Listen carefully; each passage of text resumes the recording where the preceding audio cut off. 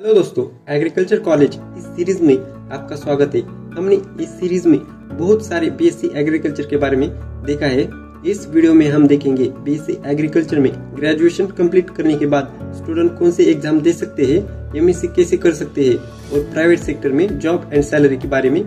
यह सब हम इस वीडियो में डिस्कस करेंगे। तो आप हमारे चैनल पर नए हैं तो चैनल को सब्सक्राइब कर लेना और बेल आइकन को भी हिट कर देना।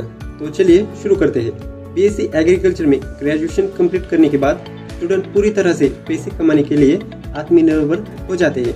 वे बीएससी के बाद और पढ़ाई करना चाहते हैं तो वे एमएससी कर सकते हैं और उसके बाद पीएचडी भी कर सकते हैं। एमएससी में एडमिशन लेने के लिए आपको ICAR PG इंट्रेंस एग्जाम और महाराष्ट्र में MCAR और यूपी जैसे स्टेट में UP CET और IT BHU जैसे इंट्रेंस एग्जाम देने होते हैं। उसके बाद आप MBA PGDMA और ABM यानी एग्रीकल्चर बिजनेस मैनेजमेंट जैसे कोर्स भी कर सकते हैं। उसके लिए अलग इंट्रेंस एग्जाम होता है, उसका शॉर्ट फॉर्म है कैट एग्जाम आपको देकर MBA और ABM इस कोर्स में आपको एडमिशन मिलता है। MBA और ABM करके आप एवरेज 6 to 7 लाख का पैकेज आसानी से पा सकते हैं। और अगर आप BSc के बाद सीधा जॉब करना चाहते हैं तो आपको गवर्नमेंट सेक्टर में, बैंकिंग सेक्टर में और प्राइवेट सेक्टर में बहुत सारी जॉब अपॉर्चुनिटीज मिलती है और आप इंटरप्रेन्योर के तौर पर भी आप काम कर सकते हैं। अब डिटेल में गवर्नमेंट सेक्टर के बारे में देखते हैं।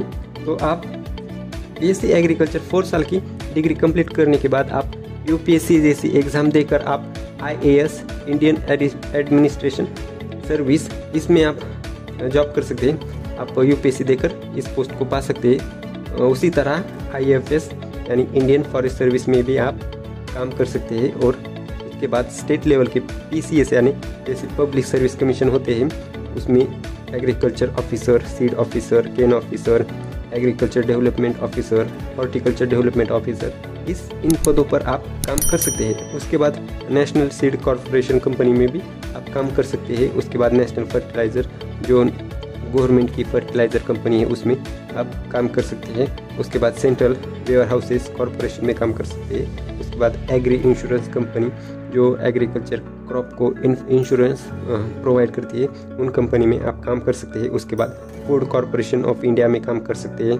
उसके बाद आप कृषि सेवक बन सकते हैं, सुपरवाइजर बन सकते हैं और ऐसे बहुत सारे गवर्नमेंट सेक्टर में जॉब आपको ऑफर किए जाते हैं। और एवरेज सैलरी की बात करें तो आपको एनी गवर्नमेंट सेक्टर में आपको 50 to 16K पर मंथ पे किए जाते हैं।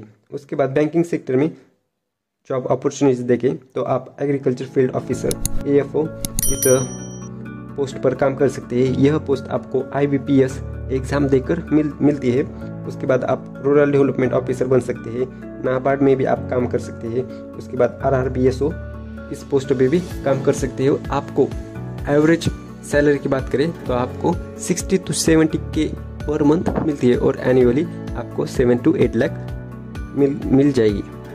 उसके बाद हम प्राइवेट सेक्टर की बात करें तो आप सेल्स ऑफिसर इस पोस्ट पे भी काम कर सकते हैं। Programme manager, research fundamental analyst, primary production manager, associate manager, agriculture lecturer, subject matter specialist, agriculturist, agriculture technician, seed technologist, research association और एक्चुअल एनालिस्ट इस पोस्ट पर भी काम कर सकते हैं। आप एवरेज मंथली 35-40,000 कमा सकते हैं। तुरंत आप BSc एग्रीकल्चर में 4th ईयर की डिग्री कंप्लीट करने के बाद यह सब जॉब करके आप 35 to 40,000 कमा सकते हैं। और उसके बाद इंटरप्रेन्योरशिप की बात करें तो आप एग्री क्लिनिक जैसे हमारा ह्यूमन का जो क्लिनिक होता है डिसीज पर, वो अलग अलग तरह की दवाई देते हैं, उसी तरह हम प्लांट का भी एक एग्री क्लिनिक खोलकर उन्हें जो क्रॉप पे डिसीज है उसके बारे में डिटेल में स्टडी करके उसके बारे में एक मेडिसिन या फर्टिलाइज़र सजेस्ट कर सकते हैं। और उसके बाद इनोवेटिव कंपनी निकाल सकते हैं अपनी खुद की। कॉरपोरेशन का सीड कंपनी हो गई, फर्टिलाइज़र कंपनी हो गई, ऐसे इनोवेटिव कंपनी हम इस्टेब्लिश कर सकते हैं। उसके बाद ऑथर के रूप में आप अपना प्रोफेशन चुन सकते हैं। आप अलग अलग क्रॉप पे अलग अलग डिसीज पे बुक लिख सकते हैं। उसके बाद आप टीचिंग यूट्यूब पर एक टीचिंग चैनल खोल सकते हैं और क्रिएटर एज अ ट्यूटर ऐसे आप काम कर सकते हैं। उसके बाद डेयरी इंडस्ट्रीज, एग इंडस्ट्रीज। तो दोस्तों बीएससी एग्रीकल्चर में 4th ईयर की डिग्री कंप्लीट करने के बाद यह सब जॉब अपॉर्चुनिटीज़ आपको मिलती है और आप बहुत अपने फ्यूचर में तरक्की कर सकते हैं और अपनी तरक्की के साथ आप दूसरों को भी तरक्की में शामिल कर सकते हैं। तो दोस्तों यह सब जॉब अपॉर्चुनिटीज़ है।